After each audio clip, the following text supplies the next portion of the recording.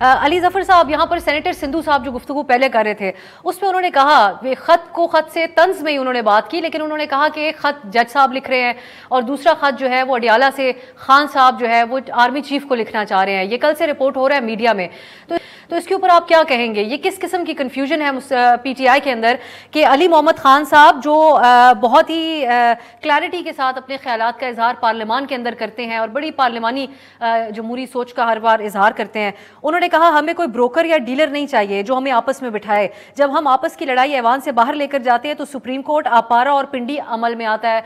सो मैं आपसे जानना चाहूंगी कि इस वक्त पीटीआई क्या सोच रही है? बात करनी है तो किसने करनी है, या खान साहब की मुख्तलिफ सोच है और जो आप लोग बाहर हैं आप लोग मुख्तलिफ सोच रहे हैं? नहीं, देखें, सोच तो बिल्कुल क्लियर है और वो ये है कि मुज़ाकरात, बातचीत, डायलॉग बिल्कुल होना चाहिए। ये सियासत का एक पहलू है और बड़ा अहम पहलू है।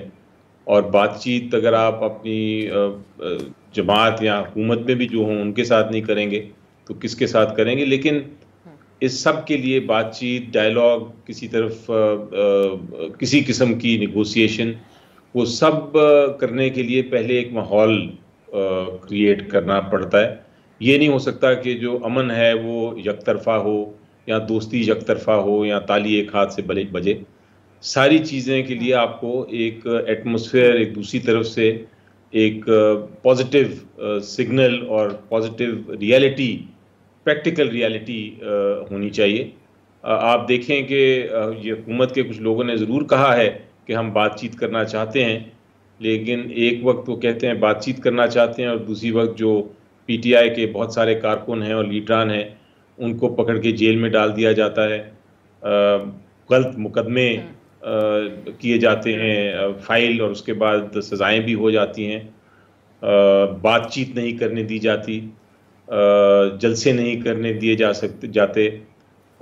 इलेक्शन होते हैं, इलेक्शंस में जो धांधली हुई है उसको जब हम आगे लेके आते हैं उसके ऊपर कोई बातचीत नहीं होती।